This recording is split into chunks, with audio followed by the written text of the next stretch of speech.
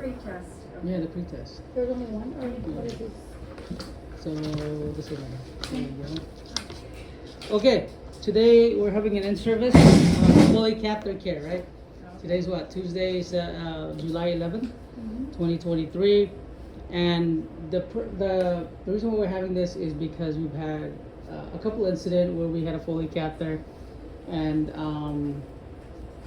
we were a little unsure as to what the reason is for the Foley catheter. Also, we want to give you an insight of what happens to a resident when they're in Foley catheter, the risk factors, and how to care for somebody who might have a Foley catheter, okay? And really, if somebody has a Foley catheter, it's because they're retaining, okay? When you go into a hospital, when somebody has a Foley catheter, it's because, not really because they're retaining, but because they're in bed so much, maybe post-surgery, right? They can't get out of bed. It's really more for comfort for the staff. Here in skilled nursing, we can't put a Foley catheter just for comfort, to make us feel comfortable. There's only two diagnoses that we can put a Foley catheter in for a resident. It's got to be neurogenic bladder.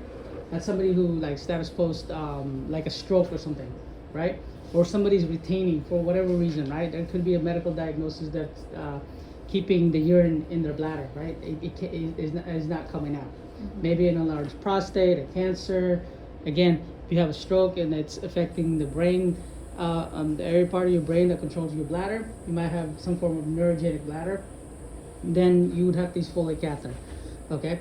But Foley catheter also puts the resident at a really high risk for infection, and this is one of the main reasons why we want to avoid Foley catheter. Okay. Now in hospice, a home setting, a lot of people are always like, "Hey, let's put your mom in a Foley catheter." Really, that's for somebody. If you have somebody who a loved one, on all of a sudden they're in hospice, and the staff is saying, "Hey, let's put your mom or your dad in a Foley catheter." You want to say, like, for what reason? You know what I mean? Is there a diagnosis that you want to put my parents in this, or my grandma in a Foley catheter? And if there's no retention, there's no status post stroke, neurogenic bladder, you should probably say no, because you know 9 out of 10 times your loved one's probably going to get an infection within the next 30 days, right? And when somebody has symptoms of infection and they don't have a Foley catheter, and one sign doesn't mean that they have an infection. We really need to look for at least 2, but technically 3 symptoms, right? But with a Foley catheter, all you need is 2 symptoms, even 1, right? Because that's how significant it is to have somebody in Foley catheter, right? That might have symptoms of infection, is they really might have an infection. Back in the days when they didn't know about germs in your hand, it was frowned upon to wash in your hands. Like, people laugh at you when you don't wash your hands, right? I think the guy's name is Edelweiss. I forget his name, but he's the guy that really fought for washing your hands. And he was a doctor who was taking care of patients who were dying, and he did a study on how important it is to wash your hands, right? Because people like would get hurt or cut themselves on an open wound, right? And he would monitor doctors not washing their hands, and people would die from this infection, right? And then he said, you know what, I'm gonna start washing my hands. And in his study, he ended up figuring out that, hey, if you wash your hands, there's less people that die from infection. And then people laughed at him, right? Now here we are, 2023. We know exactly what's in our hands. It's the same thing. If you have an open cut or open wound, when you're taking care of Foley catheter, it's the same thing as if you have a cut, okay? That's why these things need to be cleaned more frequently, because whatever's on your hand, you're introducing in your bladder, it goes up to your kidney, it goes up to your blood, and you could potentially die from an infection that all you have to do is really wash your hands. Now, this Foley catheter, I want to show you guys what this looks like. Ronald, do you mind holding this video? Don't stop the recording, okay? We're gonna go ahead and so it's gonna be pointing to that thing right there. So the reason why I'm recording, guys, if you miss it, you can go online and you can watch it on YouTube. Yeah. So go ahead and go. There you go, just like that. And don't cover the speaker. Okay. All right. So I want to show you guys. I'm not ready to draw, but here it is right here. Here's your bladder right here, right? Here's your bladder. Okay. Here's your bladder. Okay. And then you have this ureter right here, right? It goes up to your kidney right here, right? Here's your kidneys right here. Urine comes down through here, trickles down here, and here is your urethra right here, right? And then this is attached to whatever, you know, anatomy you may have, male or female, right? Okay. Now, imagine for a second that you're a nurse, right? and you're gonna insert this thing in there, in here, to go up here to drain this urine, right? This is what it looks like. You lube this up, okay, and you gotta wash your hands. Imagine not washing your hands. Whatever's on your hand is gonna go up here, is gonna brew here, is gonna multiply to millions of bacteria. It's gonna go up in your kidney. You're gonna have cystitis, which is bladder infection. It goes up to your kidney. You have kidney infection. Could potentially lead to blood, right? You could die from that, right? That's significant. Now, right here, you have a sphincter right here. Okay, this is what gets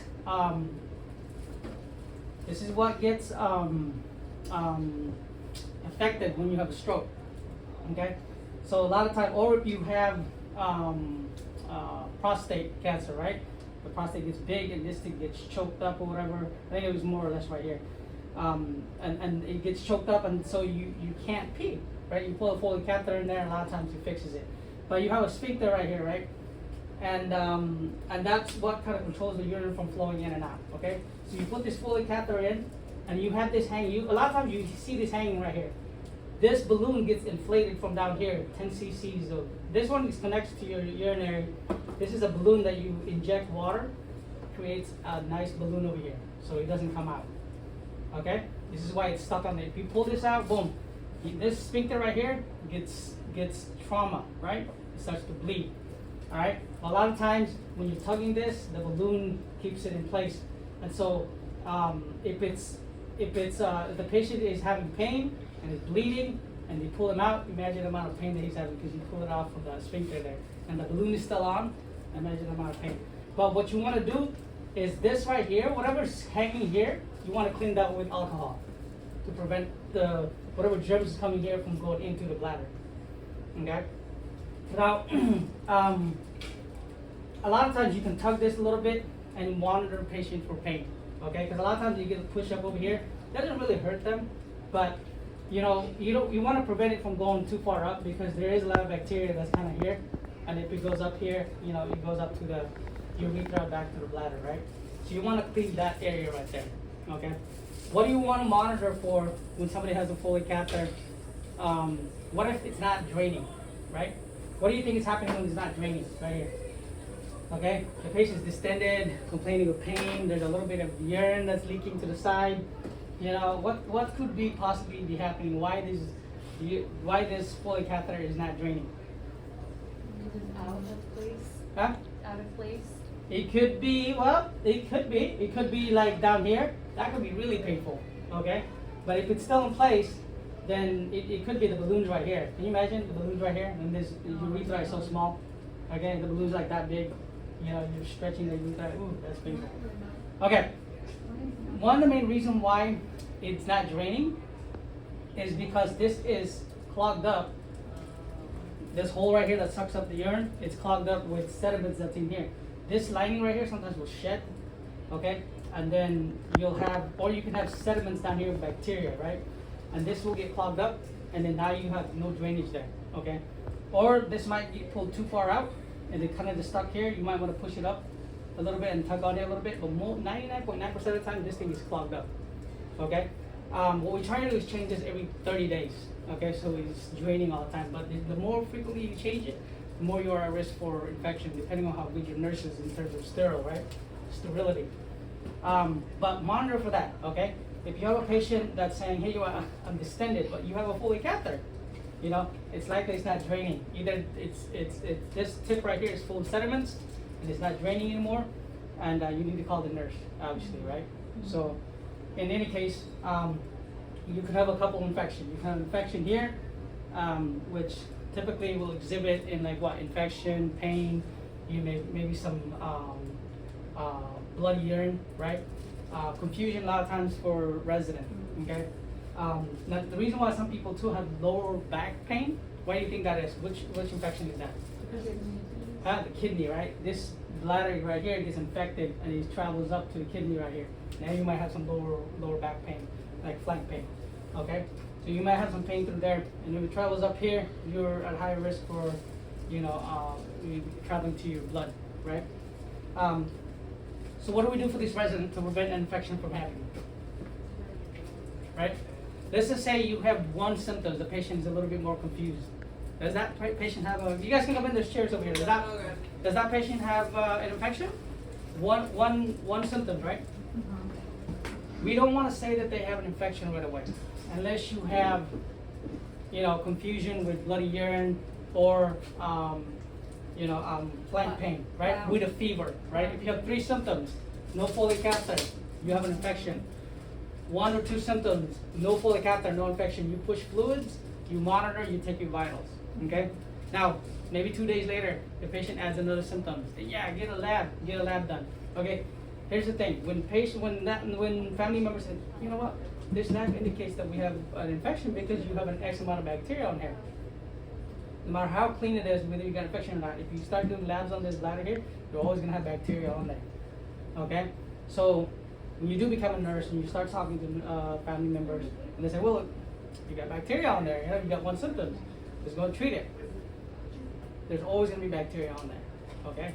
So that's why we wanna wait until you have 3 symptoms significant before we start treating these residents with infection with antibiotics. Because if you start treating everyone with antibiotics, you get these superbugs like MRSA, VRE, CRE, all of these superbugs, because they're all now, if you treated them, they're all been sensitive or resistant to these antibiotics.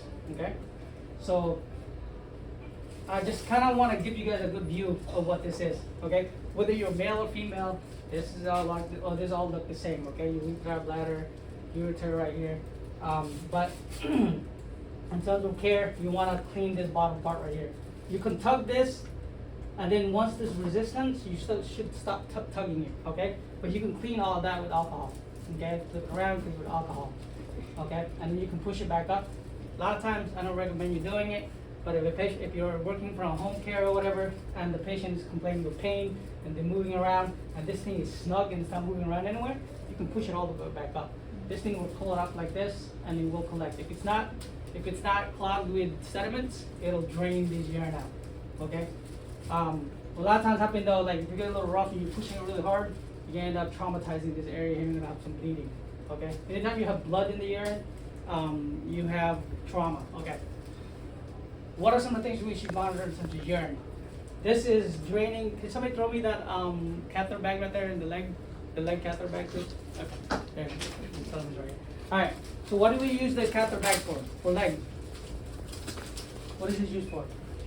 When do you primarily use this? What's that? When they're moving around. When they're moving around. You put this at night when they're going to sleep? No. No. Okay?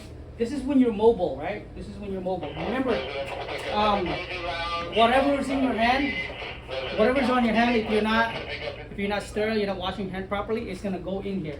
Okay? You're gonna infect that resident. Okay? If you're like careless and you're just like, yeah, I'm just gonna put it in here, nobody's looking really, you're gonna get that resident infected. Okay? 100% of the time. Okay?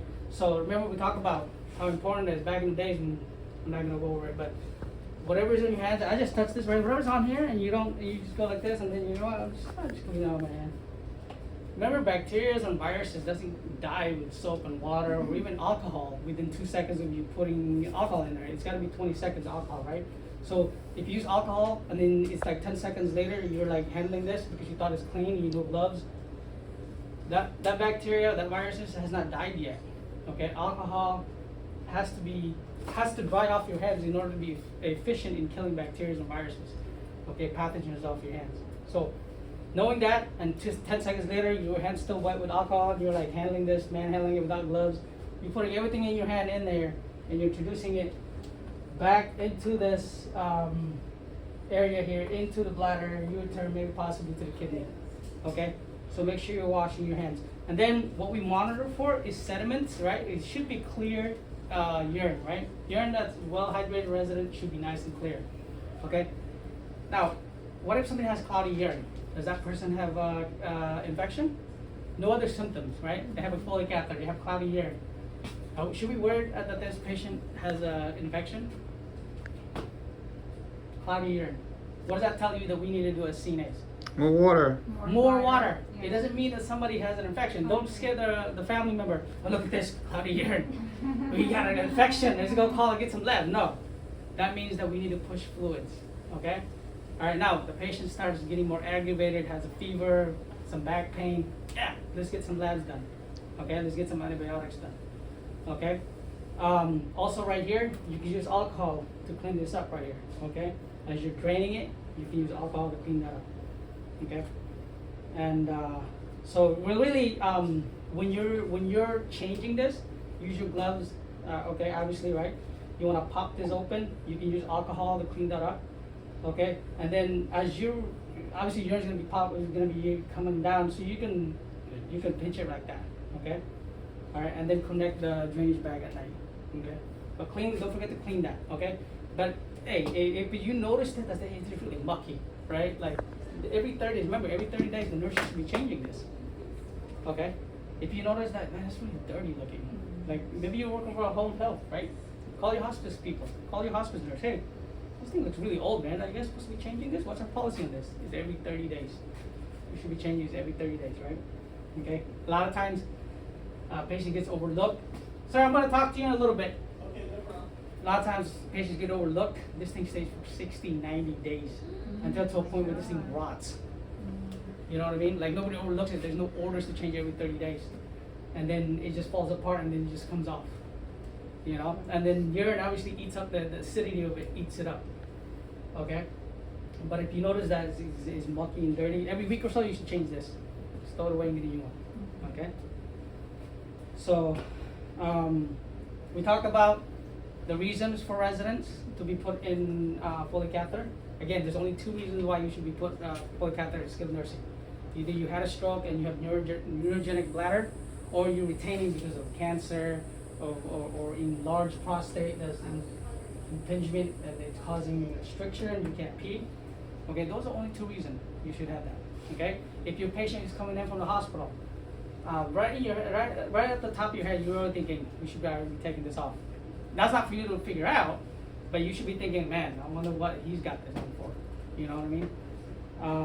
But Foley catheter care is really important because you don't need 3 symptoms, you might need only 2, okay? Because this catheter itself just puts you at a higher risk for infection than somebody who does not have one, okay? All right, any questions? Any question on the Foley catheter care?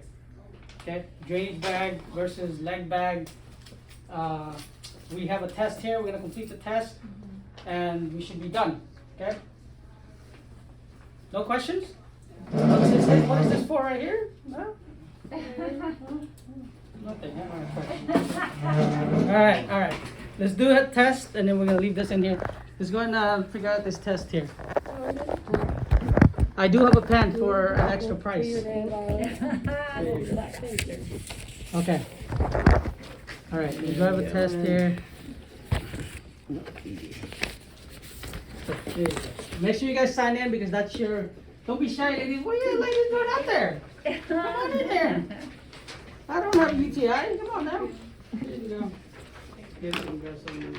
Okay. First question: what holds the urinary catheter in place? Here we talk about this. The balloon. The balloon. There's a balloon inside your bladder. What's the proper name of it? It's just a balloon? It's a balloon. Yeah. It's either 30 cc's or 10 cc's, 15. You know, but depending on how big and how long you've had a catheter, sometimes it has to be increased because you know there's so much trauma in there that we go from 10 to 15 to 20, right? So, but it's usually the balloon, right? What's the next question? When should catheter care be done? When should catheter be done? When do you provide catheter care? Whenever they go to the bathroom. Yeah, as often as you can, right? When you're changing AM, PM, when you're draining it. What about when you're draining it, right? You provide catheter care, right? I have a question. When it's dirty and just So there's a patient here with a different bag, and sometimes her bag doesn't drain down. That's Yeah. because she has it here, and it's folded. E. Okay. All right. So here's your bladder right here, right? Your bladder is right here, and if you have it above your bladder, It's not gonna drain. it's gonna go right back in your bladder. Okay. Whatever's in that bag is gonna go back in your bladder, and now you have an infection. It has to be below your bladder. So it's in there. Sometimes with her little pipe, sometimes it's like folded or it's bent. Are you still recording? Yeah. That's okay. Yeah, that's fine. That's fine. This is good. This is good to talk about. So 10, room 10. Yeah. Sometimes her bag is not like full, and it's all in the pipe because she either has or it's inside her bag up here. Yeah, it should be below the bladder. We wanna, even the residents who've been had it for a long time, and she's comfortable with whatever she's doing. You know, we wanna continue to, educate these residents, hey man, you know, we should probably have this, catheter bag below your bladder. Now, if they're oriented times 3 and they're like, absolutely not, this is what I do all the time. I was like, well, I'm just kinda letting you know that has potential to go back into your bladder, that urine that's in that bag is gonna go back to your bladder, and it's gonna put you at high risk for infection. Oriented resident, all we can do is educate, we really can't force them to do anything. Okay, and if you're a nurse, then you document that you kinda educated the resident. As So a nurse, today- that's what we do. So is today she educate. unhooked the piping and she left her bag only on her tummy. She said she would drain it there when it gets full. Did she tell you that earlier? So what, sometimes it doesn't So go. there's no drainage bag. It stays in there, it stays in the bag when it doesn't drain through the pipe because sometimes it's like folded or her bag appears like flipped over. So the urine stays like that when it's folded. I don't know if I'm explaining myself. Oh, she's got the, Nephrostomy? nephrostomy? Yeah, but her Yeah. bag is still like, you know, when it's folded, it's not draining the urine down through the piping. Yeah. So And then- nephrostomy is a little bit different still. You Oh, so gotta, it's not- it's kinda like, it should be still be gravity, through gravity. Okay, but because nephrostomy is a little bit different than your bladder, so, There's no issue with hers being inside her bag on her tummy then? yeah, I mean, the nephrostomy, sometimes you see it just kinda laying next to her anyway too. Yeah. So it's harder for it to come back to your kidney anyway too. So she's okay Yeah, like that if she's- it I think stays? she's okay. Okay. If it's nephrostomy, still, you know, you wanna make sure that's not kinked. When you're looking at these, any catheter, any kind of drainage, any kind of drainage bag, the part that's, significant is if it's kinked, okay? If it's kinked, nothing's coming out, you're gonna have significant pain because it flows back up, okay? Alright, let's see, what's the next question? When should a catheter bag be empty? When should we empty it? Is it when it's full, it's like 25%, 50%, 75%, 100% full?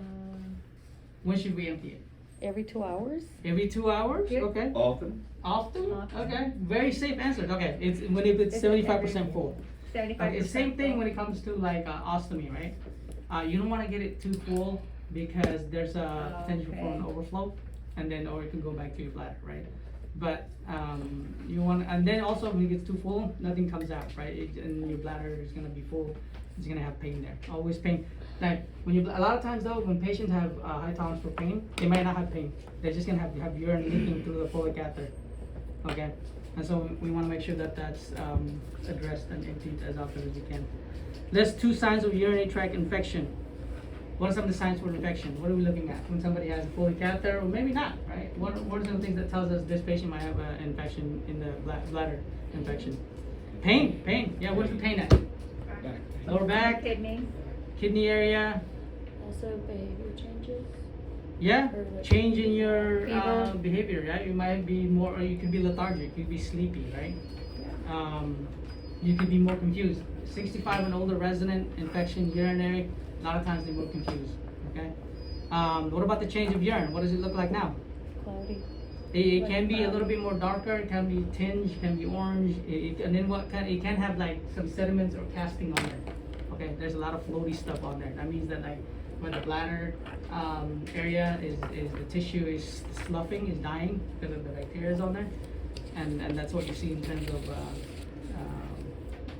you know what's in the bag. All right, and then blood and urine confusion. We talk about that also. And then you might have frequency going to the bathroom. You're not able to empty out as much, right? You have a little bit of urine here and there, and you're going more frequently. Okay, that's an indication, or maybe even pain as you void, or itching or whatever, and that could be an indication of an infection as well.